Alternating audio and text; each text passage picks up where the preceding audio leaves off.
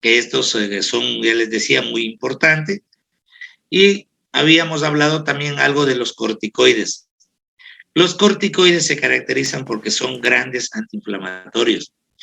Pero luego, a más de eso, también tenemos los llamados inhibidores de la fosfodiesterasa, que en este caso la 4 es una de las más apreciadas.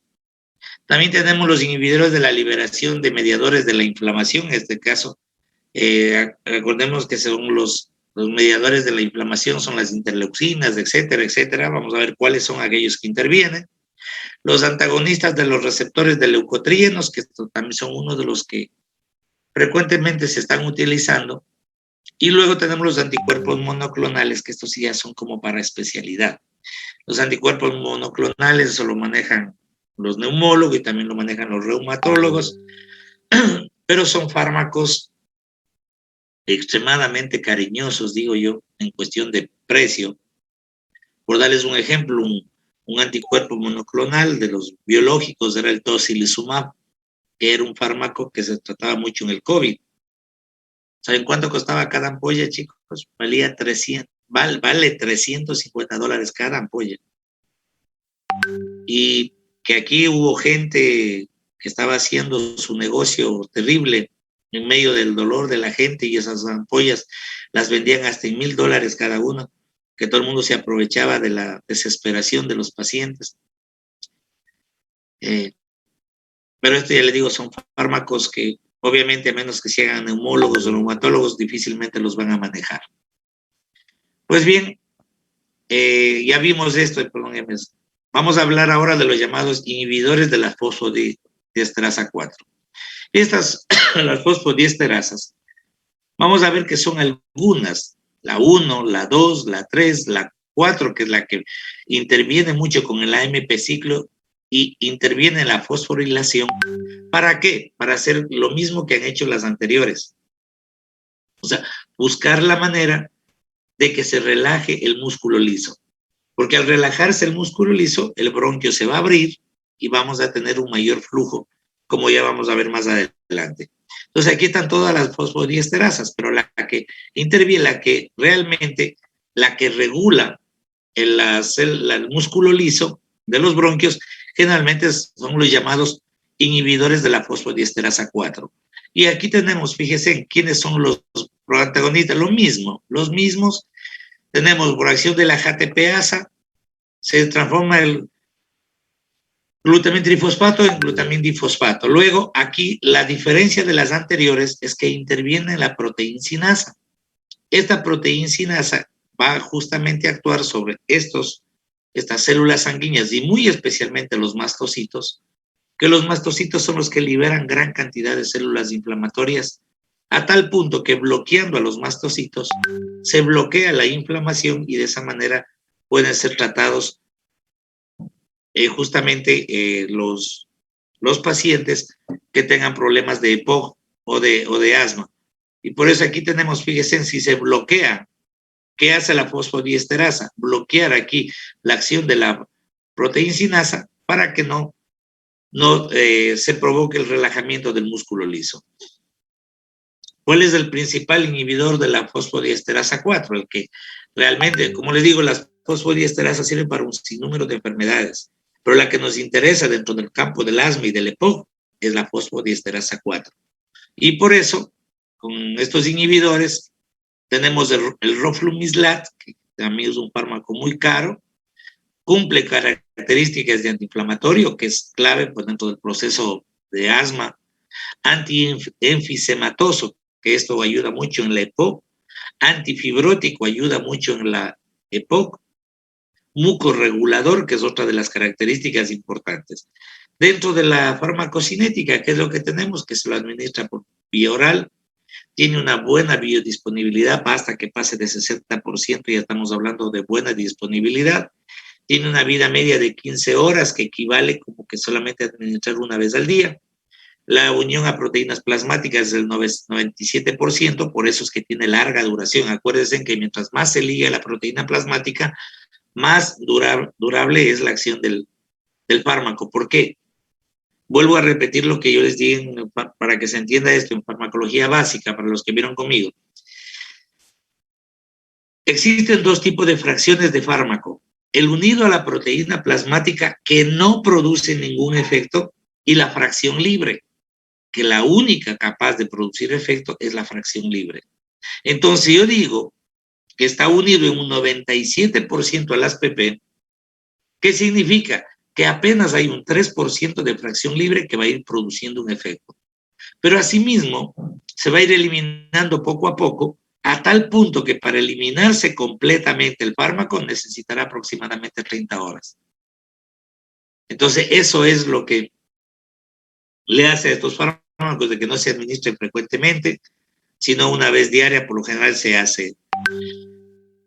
El metabolismo es hepático, pero en el hígado se transforma a N-óxido roflimilats, que este es el metabolito activo, que es el que va a provocar el efecto antiinflamatorio, antiinflamatoso, etcétera, para ayudar a un paciente que tenga problemas pulmonares. Los efectos adversos, náuseas, diarreas, dolor de cabeza, que generalmente pueden aparecer a las 4 semanas de tratamiento. Luego nos vamos a los inhibidores de los leucotrienos, sino derivados de lo que significa el ácido araquidónico. Entre ellos tenemos los AINES, tenemos las fosfolipasas, etcétera. Ahí tenemos, miren, el ácido araquidónico por acción de la 5-lipooxigenasa se transforma en leucotrieno.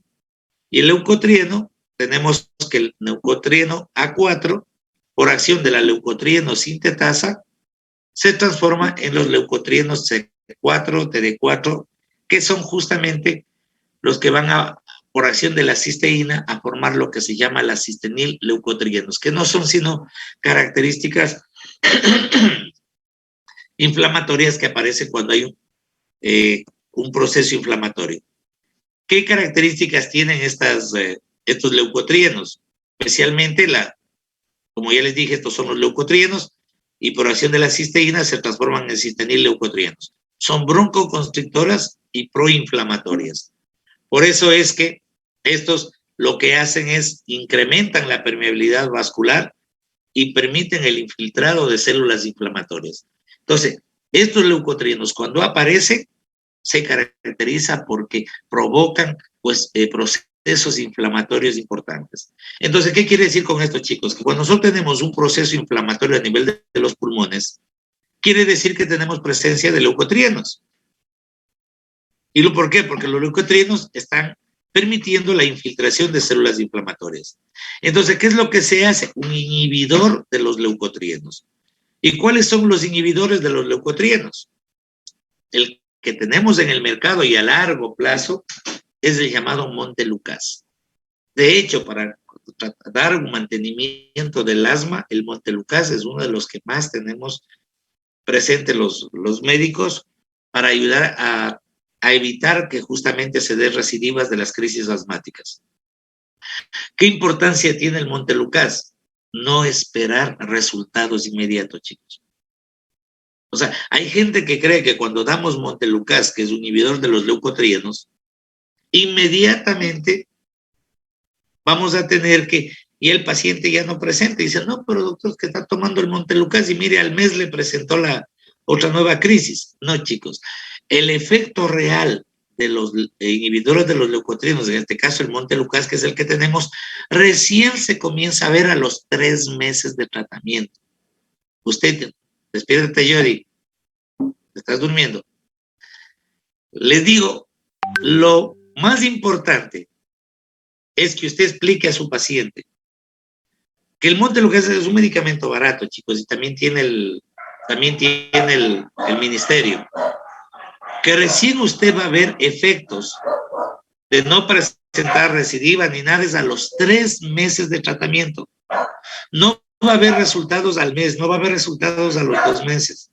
Es posible que, tratando con Montelukast, las crisis asmáticas, si antes le daban una vez cada semana, ahora le dé de pronto una vez cada mes.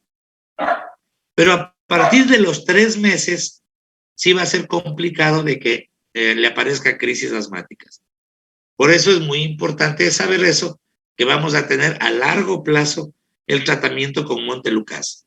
¿Qué acción tiene el Montelukast? Broncodilatadora y antiinflamatoria. ¿Y cómo logramos esta acción? Inhibiendo a los leucotrienos.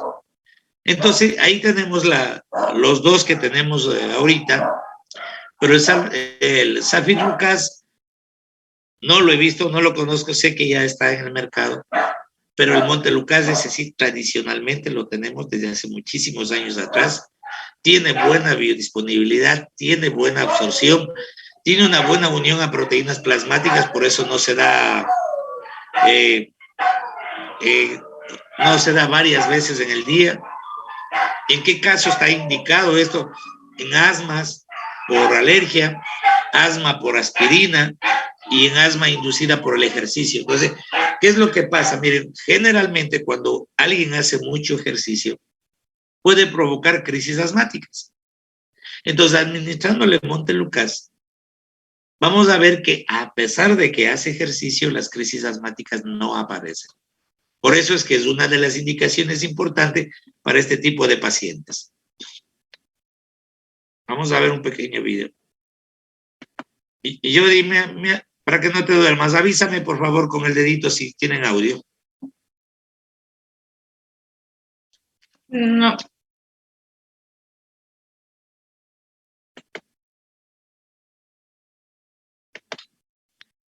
A todo el que se duerme le voy a tomar aporte oral.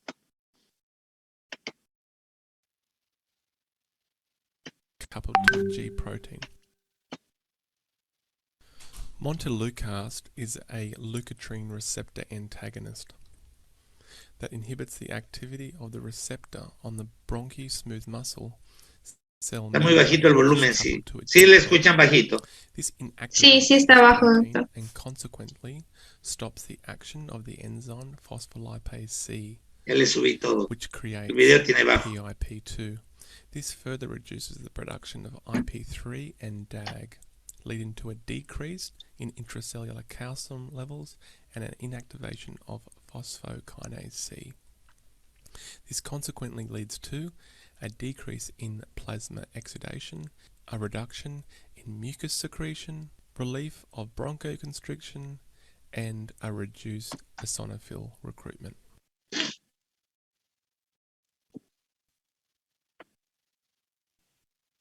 Finalmente, chicos, tenemos los llamados anticuerpos monoclonales. ¿Qué es lo que hace normalmente un anticuerpo? Un anticuerpo generalmente se encarga de capturar los virus, las bacterias y llevarlos a los macrófagos para que estos los destruyan, o a las células de la defensa. O sea, cuando nosotros estamos con COVID, los anticuerpos que se forman en nosotros son los anticuerpos IgG y los anticuerpos IgM. ¿Qué particularidad tienen esos? Pues dice uno, y está con anticuerpos. Es porque ellos tienen la capacidad de reconocer al virus, de capturarlo, no destruirlo, porque el anticuerpo no destruye. Solamente es como que lo coge, lo captura y lo lleva donde los macrófagos, donde las células fagocíticas, donde las células neutrófilos, cualquiera, para que lo destruyan al virus o a la bacteria. Esa es la acción de aquí estamos viendo cómo le captura, le lleva. Miren cómo. Entonces, ¿cuál es la acción de los anticuerpos monoclonales?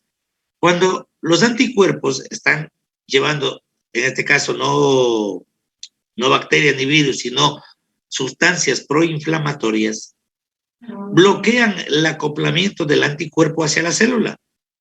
Y al bloquearle el anticuerpo hacia la célula, bloquean justamente a la IgE. Por eso es que cuando una persona tiene alergia, chicos, uno pide exámenes de IgE. Si la IgE está aumentada, quiere decir que hay un proceso asmático o un proceso alérgico. Todos los médicos, cuando sospechamos de un proceso alérgico, pedimos al laboratorio dosificación de IgE. Si la IgE está alta, quiere decir que tenemos nosotros frente a un proceso alérgico. ¿Y qué hace la IgE? Es la que sale un proceso inflamatorio alérgico. Y es la que provoca la inflamación, la constricción de los bronquios, etc. Pero si nosotros bloqueamos la IgE, que eso hacen los anticuerpos monoclonales, vamos a bloquear a los mastocitos, a los basófilos, que son los que los liberan. ¿Para qué? Para que ellos no liberen histamina. Recordemos que cuando uno tiene un proceso alérgico y para que nos dé comezón por la alergia, tiene que haberse liberado histamina, para que no liberen enzimas proteolíticas, para que no liberen factores quimiotácticos, etc. Entonces, ¿en qué casos nosotros podemos utilizar estos anticuerpos monoclonales? En asma alérgica, especialmente mediada por IgE. Y vemos que estos anticuerpos monoclonales solamente se pueden administrar en niños mayores de 6 años. Esto les digo, el omalizumab es un anticuerpo monoclonal sumamente caro, o sea, teniendo otros fármacos como los corticoides inhalados, etcétera, podemos, y mucho más baratos, sí se puede utilizar. Pero si se tiene un asma alérgica grave, de esas que no ceden, ahí sí ya toca utilizar los llamados anticuerpos monoclonales. La reacción puede darse el aumento de infecciones, puede bajar las plaquetas, puede dar molestias gastrointestinales, que son los efectos adversos